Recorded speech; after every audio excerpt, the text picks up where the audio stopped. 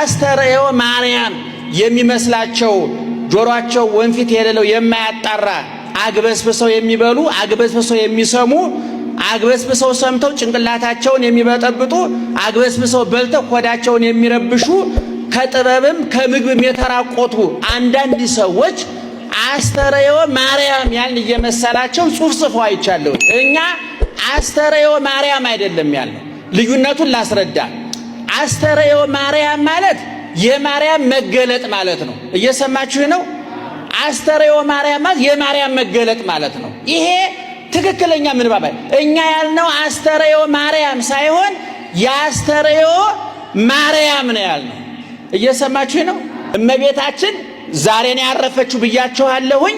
ይሄ 21 በምን ወር ነው የዋለው? ዛሬ ወሩ ምንድነው?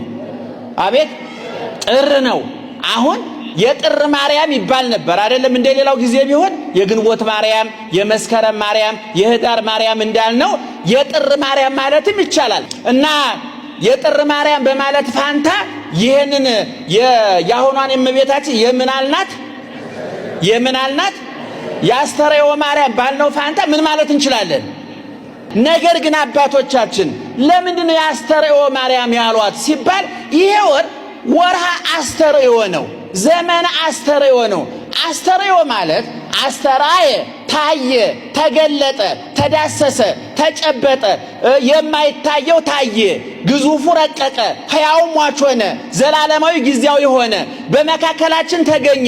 ሩቅ የነበረው እግዚአብሔር፣ ከሰማየ ሰማያት በላይ የነበረው እግዚአብሔር፣ መላእክት እንኳን አይናቸውን ሞልተው ሊያዩት ያልቻሉት እግዚአብሔር፣ ረቂቁ እግዚአብሔር፣ ሰማይ ዙፋኑ፣ ምድር የእግሩ መረገጫ የሆነችለት እግዚአብሔር አሁን በዘመነ ሐዲስ በዘመነ መገለጥ ግን ያ እግዚአብሔር የሚያበላው እግዚአብሔር የሚራብ ሆኖ መጣ። የሚያጠጣው እግዚአብሔር የሚጠማ ሆኖ መጣ።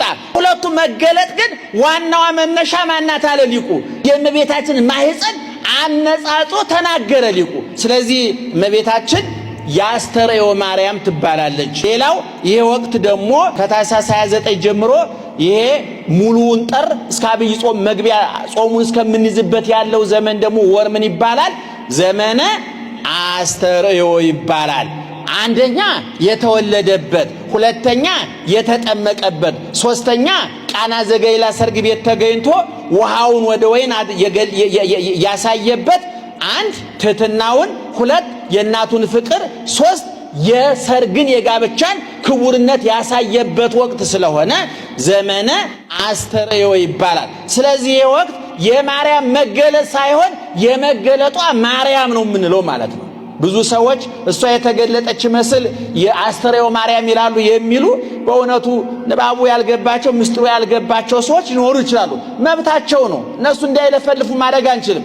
መቼም ዝናብ እንዳይጥል ማድረግ አንችልም። ጃንጥላ መግዛት ነው የምንችለው አይደለም? እና ይሄ ወቅት የማርያም አስተርእዮ ልክ የአስተርእዮ ማርያም እንለዋለን። የመገለጡ ምክንያት እሷ ስለሆነች የተገለጠው ክርስቶስንም የምንሰብክበት ስለሆነ ማለት ነው።